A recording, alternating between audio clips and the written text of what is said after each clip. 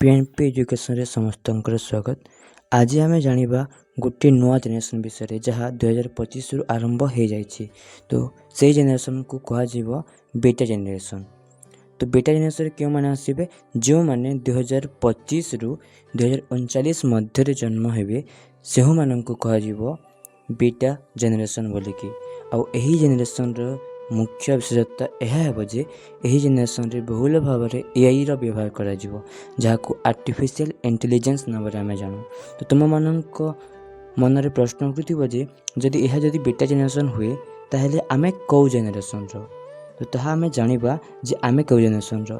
तो आमे आज जानिबा 1901 मसीहा रु आज पर्यंत केतोटी जेनेरेशन आसीछि आउ आमे कौ जेनेरेशन रो।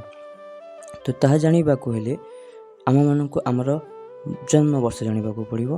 तो चलो जानिबा जेनेरेशन जन्म सीमा। तो प्रथमे 1901 रु 1927 रे जन्म होइथिबा लोकन को कहगला ग्रेटेस्ट जेनेरेशन कहगला।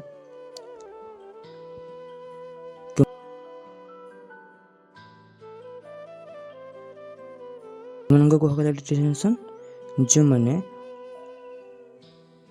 1901 रु 1927 मध्य जन्म ग्रहण कले से मानक कहगला ग्रेटेस्ट जेनेरेशन। तापरे आसिला साइलेंट जेनेरेशन जहाँ 1928 रु 1945 रे जन्म होइतिबा लोक माननकु सही जेनेरेशन रो अंतर्भुक्त करागला। तापरे आसिला बेबी बूमर जेनेरेशन जो माने 1946 रु 1964 मध्य जन्म हेले से माने एही जेनेरेशन रो अंतर्भुक्त हेले। तापरे आसिला एक्स जेनेरेशन जो माने 1965 रु 1980 मध्य जन्म हेले से मानक कहगला एही जेनेरेशन रो लोक कहिकी।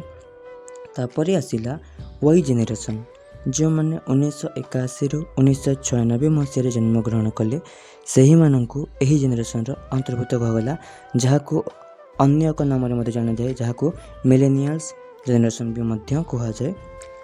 तापरे आसिला जेड जेनेरेशन जहाँ 1997 रु आरंभ हैला और 2009 पर्यंत चलिला। तार अर्थ है 2009 पर्यंत जो माने 1997 जन्म हेले और 2009 पर्यंत आसिले सही मानक एही जेनेरेशन रो अंतर्भुक्त करागला।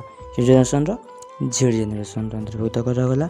तापरे शेष रे जहाँ एबे जाइछि ताहला अल्फा जेनेरेशन जहाँ 2012 2010 रु 2024 पर्यंत थिला अल्फा जेनेरेशन।